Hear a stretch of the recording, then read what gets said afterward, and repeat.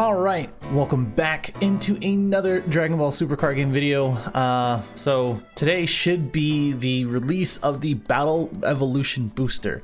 And just like I usually do, if you see on the screen itself right now, I usually go through all of the rulings that I think are important. And I'm going to do a little bit different here since I haven't really been keeping up with too much of the rulings. But what I want to do is go through the official rulings that are on the actual DBS card game website and sort of explain why they ruled it that way. And then after that, go through some of the community rulings that I have in the Discord or anything that I've seen like on Facebook or Reddit or etc. If you ever want to be in this video, or if you ever want to kind of get your questions answered, definitely join the Discord below. There's a lot of helpful people in there. Whenever I can or whenever I do see the questions, I'll answer them as well. And of course, in these videos, you can kind of be featured too. Okay, moving on.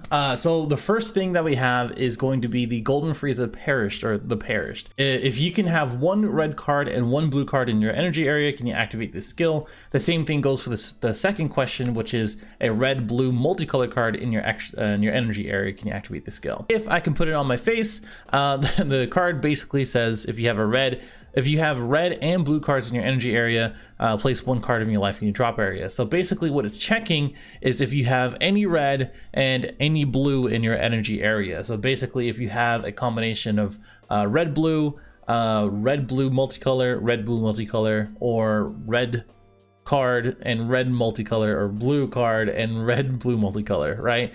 So that's basically what it's saying. As long as you have those combinations, or at least checking for the red and blue cards in your energy area, then you're good to go. The difference where it becomes restricted is when it says and no other color or some or other restriction. But as long as you meet those requirements, similar to, you know, if you have red cards in your energy area, and even if it's a multicolor card, you should be good to go. Okay, next one is testing the opposition. This one says if your life is 6 or less, can you activate the permanent skill without paying its cost? No, you can't. This is pretty obvious.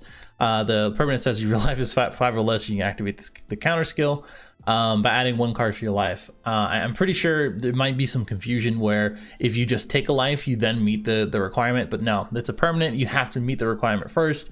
You have to have 5 and then go to 4. Here's an interesting one. Aandroidd 16 Bottomless Inferno. This one says when you use this card's second permanent skill to activate a rival blue-green skill on your card in your energy area in rest mode, does actually get played in rest mode as well. No, it actually gets activated or plays in active mode. And the second permanent says you can pay skills for the active, or for and activate. Okay, I'm not going crazy there. Basically saying that you can arrival and pay the skills from your energy area.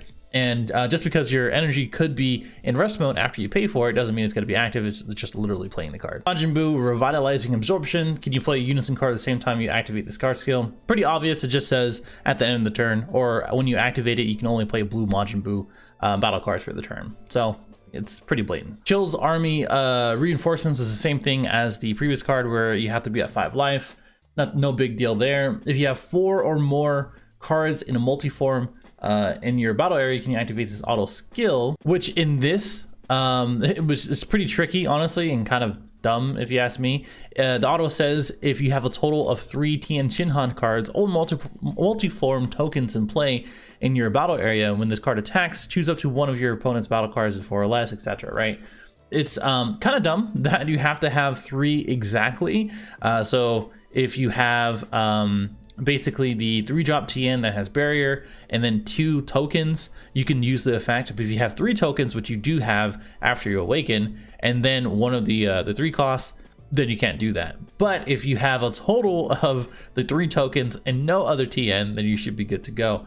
It's actually kind of dumb, but also very tricky. You know, one of the things that I've been wondering, and it's kind of come up a couple of different times, is that the TN's awakening effect is technically a keyword, right? Awaken is a keyword. It's not a non-keyword skill, but for dark black or black power, but I said black power.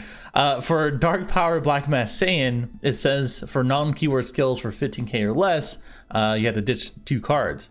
But the thing is that it's an awaken effect. So it's not an auto, it's not an activate main, it's not anything like that. So my question to everybody, which I believe it does not get affected, does dark power black mass Saiyan hit Tien Shinhan? I don't think it does. And if you ever need any questions answered about things like keywords, if you just go to the Q&A for the game and then just hit keywords, all the keywords are here. I think someone, I'm pretty sure someone said like stoplights are keywords, so red, yellow, and green, I want to say.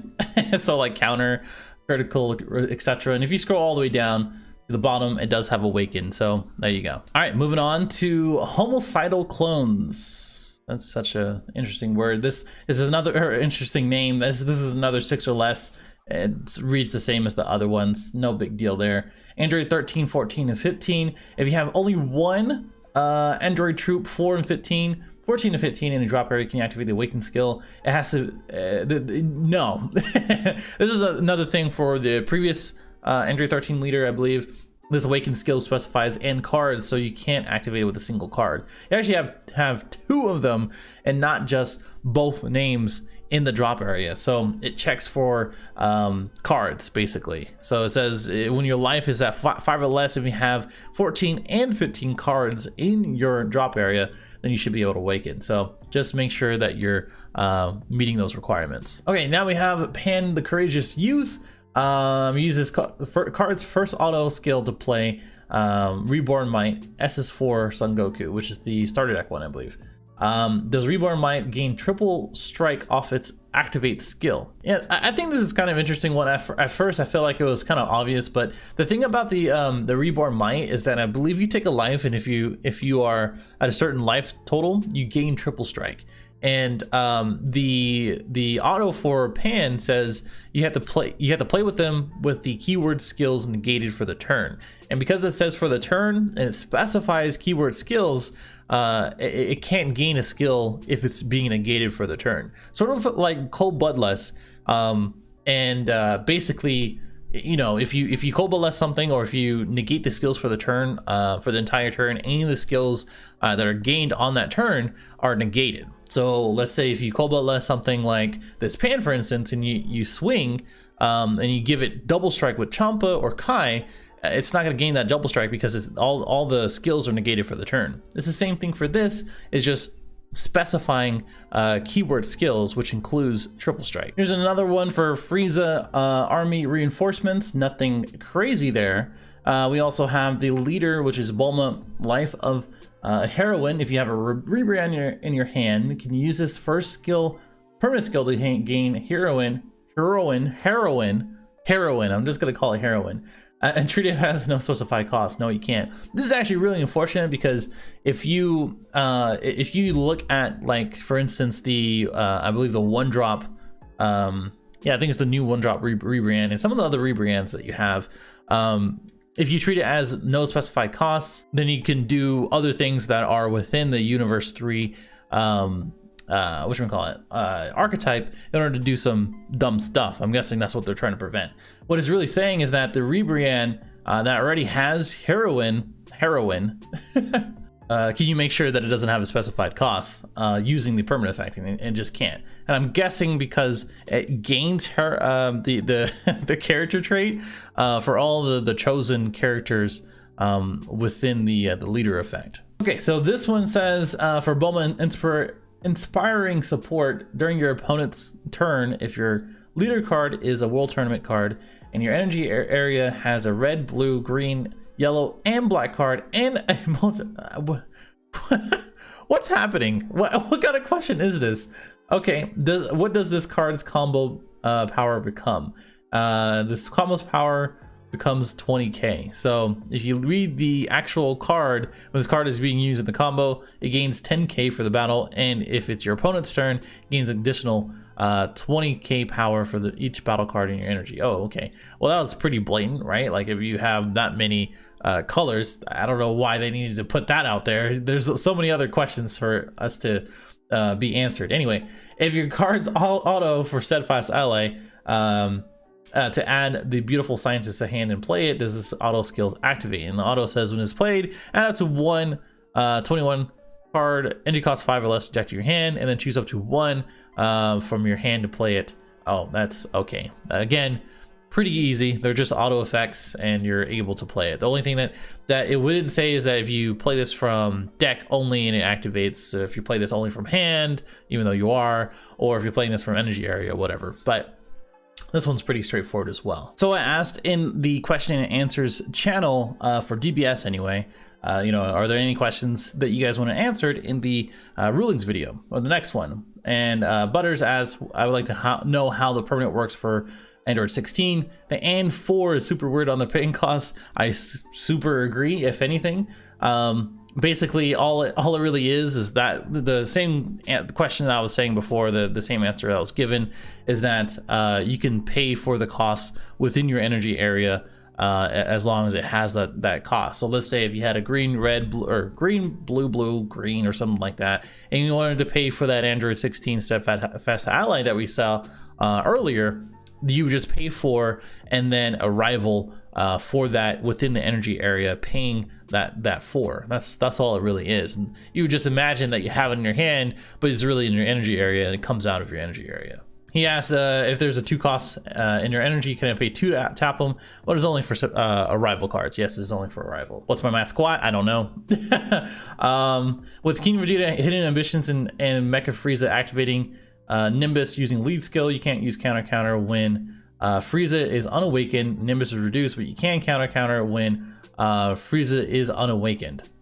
Yes, that is correct, and this is because of the amount of energy that is reduced and the permanent effect on the leader. Playing Fu Strata into 9-drop is a good one if you haven't gotten it already. Yeah, that's a pretty good one. It's just kind of an old adage, I feel like, at this point. Autos can't be negated with the 9-drop Sin Shenron. So basically Sin Shenron blanks out a card as soon as it comes out on an auto phase, but because the turn player auto, when you play it, is faster than the one that's on the turn player on the other side, unless it's a permanent, it goes off anyway. So it wipes out any of the skills and Fu Strata still resolves. If you use an activate main that triggers an auto, does the auto happen after the activate main resolves? Yes. Basically, you can't really, like, you're still doing the activate main skill, basically. So everything is happening within the activate main, and then the autos or any autos afterwards will go after that. But if there's a permanent on the field that prevents any of that, then you have to go with the permanent, because the permanent is always going to be faster than those skills. Yeah, and Blinky pretty much says the same thing for his question here. Oh, and before I forget, we're going to do one more vicious rejuvenation pack before we end the video here. All right, first we have Vegeta Sentinel from Hell, Son Goku's Catastrophic Premonition, King Piccolo, we have Krillin, Vegeta, Yamcha, Raisin, Dark King's Flash, Whis, Shu, a foil Janemba, and then a King Piccolo Time to Fight. So again, trying to do this at the end of every in-person video, trying to find the secret Kai. I don't think I'm going to do that anytime soon, but oh well. All right, I think I blabbed enough for this one. I think I'm gonna make a second part and maybe put in the set 13 as it comes out in the next week or so. So I'll probably be making another video. Please, if you have any questions or if you have anything that you want answered right now, plus put it in the questions and answers Discord, or if you want to just have it in the next video for set 13, put it in the comments below. The Discord is in the description below. Please follow us on the Facebook. I will also be streaming all of my events / tournaments for the next couple weekends. Tomorrow when this is posted, tomorrow after this is posted, so Saturday I will be tomorrow when you're watching this Saturday, I will be participating in the DBS one for PPG, and then most likely the I think TAC games, I think it's one of those for Digimon afterwards. So if I go undefeated for DBS, which I don't really see, I haven't played in forever, then I will go into if I don't go undefeated, then I'll go into Digimon. If I do go undefeated, I'll just play it out for DBS. So either way, tune in for my Twitch, which is in the description below under Droid Yukin, and I'll see you in the next one.